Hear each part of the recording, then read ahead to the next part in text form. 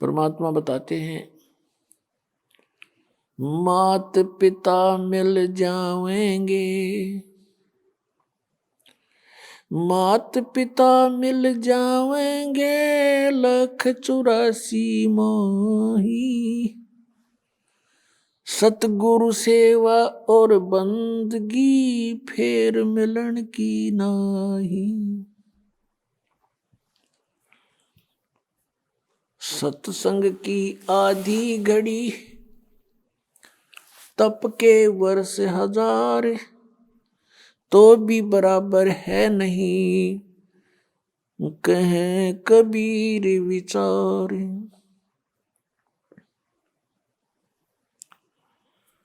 परमात्मा हमें याद दिलाते हैं कि तुम मनुष्य जीवन प्राप्त करके परमात्मा की प्राप्ति के लिए कोशिश करते हो। वो पुण्यात्मा जो पिछले भी जन्मों में मनुष्य शरीर धारण किए हुए थे और भक्ति कर रहे थे, उनको फिर तुरंत मनुष्य जीवन प्राप्त हो जाता है और फिर उनके अंदर पिछली जो प्रेरणाएं होती हैं परमात्मा की, वो विद्यमान रहती हैं। वो उसका अपना संस्कार है, वो कहाँ जन्मा है। जैसे पवित्र हिंदू धर्म में जन्म हुआ तो उसको वो पिछले संस्कार इतना दबाव देते हैं कि वो अपनी साधनाएं किए बिना रह ही नहीं सकता, तो वो साधनाएं शुरू कर देता है।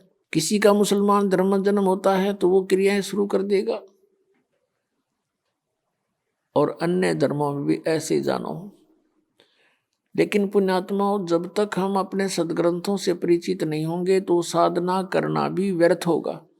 मनुष्य जीवन का मुख्य उद्देश्य है परमात्मा का पाना, और यदि परमात्मा प्राप्ति नहीं हुई तो फिर वैसे ही अपना जीवन नष्ट करना होता है। सतगुरु संगत छोड़ के चाहे 1,00,000 वर्ष जप की नहीं, इंद्री कर्म न मोक्ष होवे फिर काल के अधीन। सतगुरु की संगत छोड़ के चाहे 1,00,000 वर्ष तक जप करते रहना गुरु से विमुख होकर के, और चाहे 1,00,000 वर्ष जप करते रहना, आपको कोई लाभ नहीं होगा। इंद्री कर्म न मोक्ष होवे और फिर काल के अधीन। पुण्यात्माओं, आत्मा जब से भगवान से बिछुड़ी है, कुछ दिनों के बाद ही इसको एहसास हो गया कि हमसे कुछ खो गया है, और आज तक भी वो ऐसा ही अधूरापन महसूस कर रही है। जिस प्राणी के पास पुत्र है, पुत्री है, संतान है, संपत्ति भी खूब है और अच्छी कारोबार है, लेकिन फिर भी उसको संतुष्टि नहीं है। आत्मा फिर भी कुछ ना कुछ तलाश में है, परमात्मा की तलाश में है। वो अलग बात है कि उसको तरीका कौन सा प्राप्त हुआ है, कौन से धर्म में वो जन्मा है, तो फिर भी वो उसकी खोज कर ही रही है। अब जैसे निर्धन तो खोज करता है, मान लीजिए परमात्मा की धनी होने के लिए, निसंतान ढूंढ रहा है भगवान को, न सोच लेंगे संतान के लिए। लेकिन जिसके पास सर्व संपन्नता है, संतान भी है, संपत्ति भी है, सर्व यहाँ काल का सारा सुख है, और फिर भी वो भगवान की तलाश में है, तो इसका मतलब ये सर्व जो कुछ भी हमें प्राप्त है, जिसको हम यहाँ चाह करते हैं, ये पर्याप्त नहीं है। इसके अतिरिक्त भी कोई कार्य है जो आवश्यक है। अब हमने उस आवश्यक कार्य को करना होगा। हम पहले अपना जो अनावश्यक कार्य है, केवल रोजगार के लिए, पेट के लिए, इसमें ज्यादा समय डिवोट कर रहे थे। अब हमने ये ज्ञान हो गया कि मनुष्य जीवन का मूल उद्देश्य परमात्मा प्राप्ति है, तो अब हम अत्यधिक समय अपने भगवान के पाने के लिए लगाएंगे।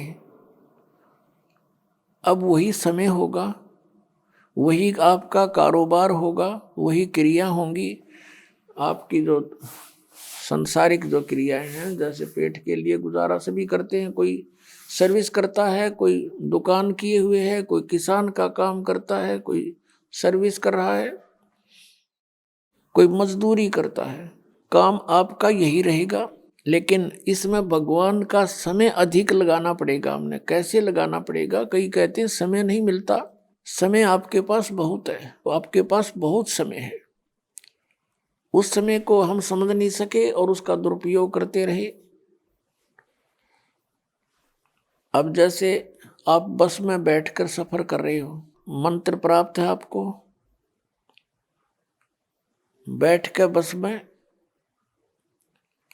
और अपना सुमन शुरू कर दे, इधर उधर झांकिया में देखे नहीं, साथी ते बात घनी करे नहीं, और अपना मंत्र करता रहे, तो वो 2 घंटे आपका समय सदुपयोग हो गया।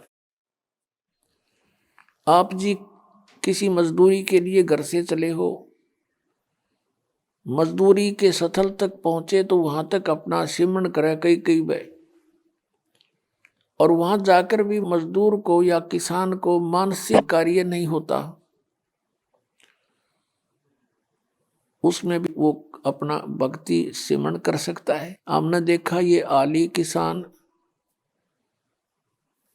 हल्के पीछे पीछे कोई रागनी गा रहा है, कोई और बकवास सोच रहा है मन में सारा दिन, तो उसका सदुपयोग कर सकते हैं हम,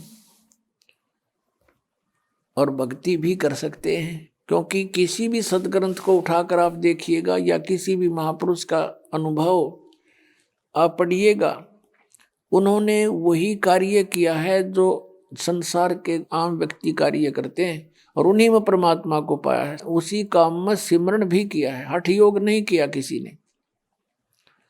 जैसे कहते हैं 2.5 घंटे सुबह और 2.5 घंटे शाम अनिवार्य है ध्यान लगाना, मेडिटेशन करना, ये व्यर्थ की बातें हैं। पहली बात तो इनका ज्ञान गलत, ये ध्यान लगाओगे कहाँ, झूठा ज्ञान और ध्यान का लावे, ये वाद विवाद चतुराई, वाद विवाद है इनका, चतुराई दिखा रहे हैं। और बात रही हठ योग की, किसी भी संत महापुरुष ने हठ योग नहीं किया, और किसी भी सदग्रंथ में प्रमाण नहीं कि तू बैठ कर कति एक जगह बैठ कर भक्ति कर ले। श्रीमद् भगवद गीता अध्याय नंबर 3 के श्लोक नंबर 4, 5, 6 में स्पष्ट किया है कि अर्जुन, यदि तू काम छोड़ कर हठ योग करने लग गया, अगर तू कर्म सन्यासी हो गया, कर्म सन्यासी का अर्थ है काम छोड़ कर और एक जगह बैठ जा, चाहे जंगल में बैठा, चाहे कोई गुफा बना ले, या घर पर बैठ के वो व्यर्थ प्रयत्न कर रहा है, तो फिर तेरा निर्वाह कैसे चलेगा? फिर क्या है, इस काल ने 5वें अध्याय के अंदर फिर अपनी टांग अड़ाई है गीता ज्ञानदाता ने। उसमें इसने बताया है कि ऐसा आसन हो, ना घना ऊंचा हो ना नीचा हो, एकांत स्थान हो, नाक के आगे ध्यान लगावे और ऐसे भक्ति करे। ये इसका अपना मत है, ये योग वेद ज्ञान नहीं है, ये इसका अपना मत है। गीता जी के अंदर 2 तरह का ज्ञान है, एक तो वेद ज्ञान है, और फिर दूसरा इसने अपना मत उसमें डाला है। तो अब यदि हम इस 5वें अध्याय वाले क्रियाओं को सही माने तो तीसरे वाले गलत होगी, जिसमें ने कहा तू एक जगह बैठ के कर्म सन्यासी हो गया तो तेरा निर्वाह कैसे चलेगा, इसलिए तो युद्ध भी कर, सिमरण भी कर, काम भी कर, भक्ति भी कर। ये तो वेद ज्ञान है, ये सही ज्ञान है। क्योंकि यजुर्वेद अध्याय नंबर 40 के मंत्र नंबर 15 में कहा है कि वायु अनिलम अथ इदम भस्मांतम शरीरम ओम कर्तु समर किलबे समर कर्त्योम समर। ओम नाम का जाप काम करते करते सिमरण करो, विशेष कसक के साथ सिमरण करो, श्रद्धा के साथ, और अपने मनुष्य जीवन का मूल कर्तव्य जानकर सिमरण करो, तब भस्मांतम शरीरम अमृतम। आपका जब शरीर छूटेगा, आपका जब शरीर अंत होगा, उस समय आपको जो ओम नाम से अमृतव प्राप्त होना है वो उससे ही प्राप्त होगा, जितना आप उससे अमर हो सकते हो। जैसे ओम नाम के जाप का साधक ब्रह्मलोक में जाता है, क्योंकि ये ब्रह्म की साधना है। और ब्रह्म लोक में जाने के बाद भी फिर ये वापस आता है। तो जितना समय इसका उस ओम के भक्ति की कमाई से होगा उतना समय ये महास्वर्ग में ब्रह्मलोक में, वहां पर इसे नकली सतलोक, अलखलोक, अगमलोक, नामी लोक बना रखे हैं। तो वहां ये प्राणी अपना उतने समय तक ये जन्म मृत्यु से बच जाता है, लेकिन फिर भी जन्म मृत्यु होती है।